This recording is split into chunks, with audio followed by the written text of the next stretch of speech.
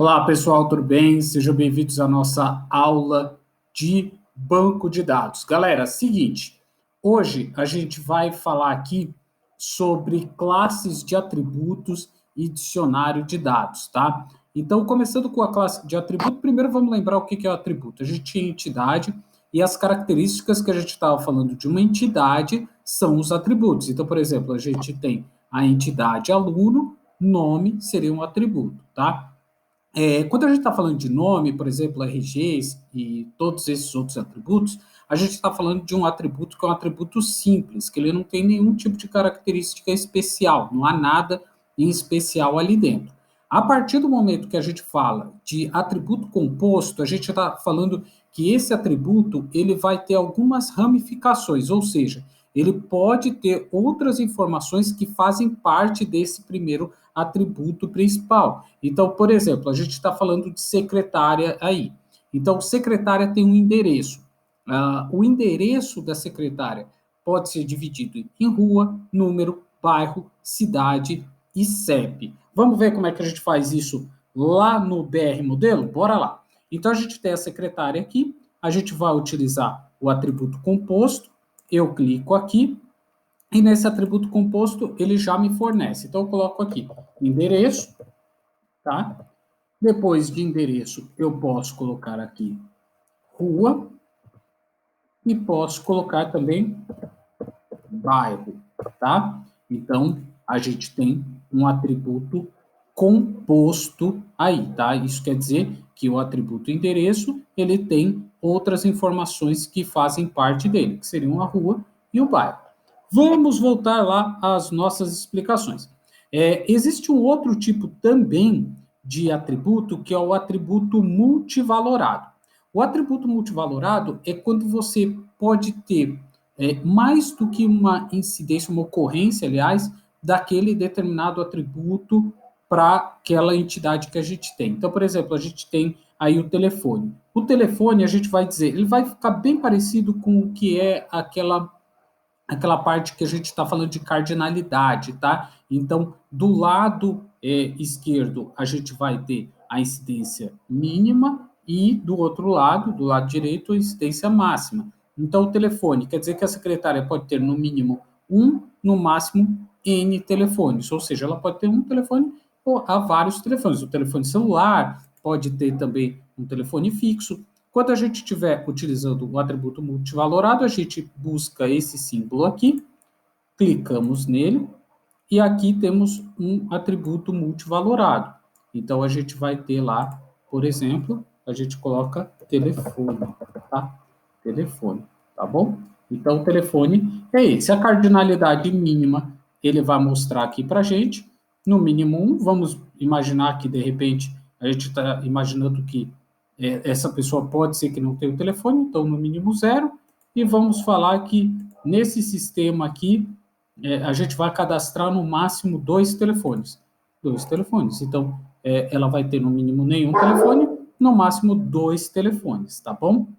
Então, é isso que a gente tem.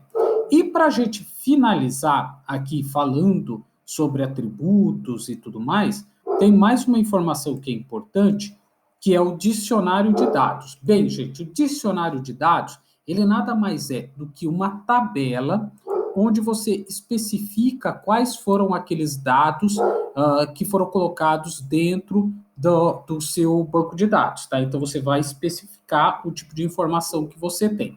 Então, por exemplo, vamos dar uma olhada aqui nessa secretária. A gente tem a secretária, temos alguns atributos que são atributos simples, tá? Como uma chave primária, que é código secretária, um atributo multivalorado, que é o telefone, e um atributo composto, que é o endereço, tá?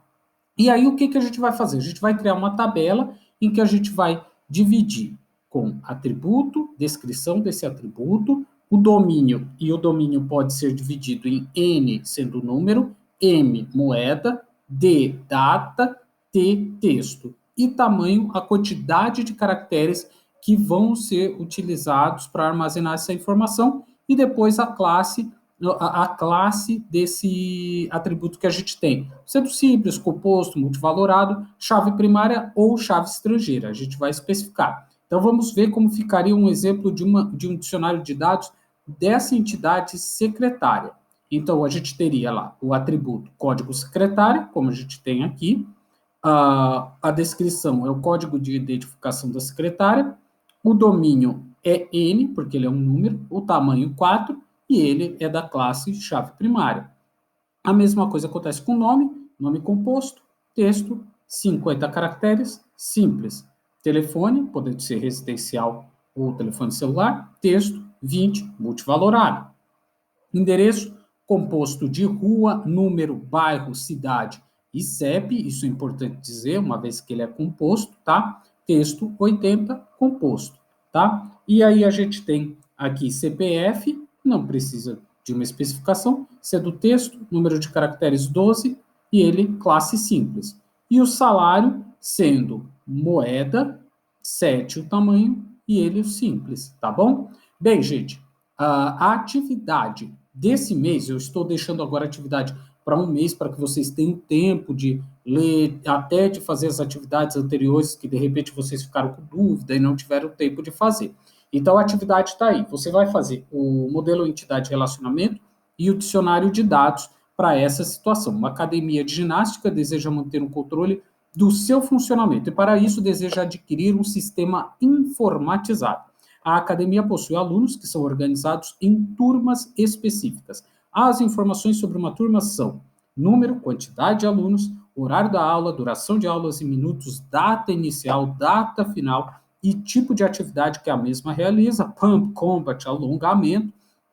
Cada turma é orientada por um único instrutor para o qual são cadastrados o nome, RG, CPF, data de nascimento, titulações, endereço e todos os telefones possíveis para a sua localização. Um instrutor pode orientar várias turmas. Os dados cadastrados dos alunos são código de matrícula, data de matrícula, nome, endereço, telefone, data de nascimento, altura e peso, massa corpórea.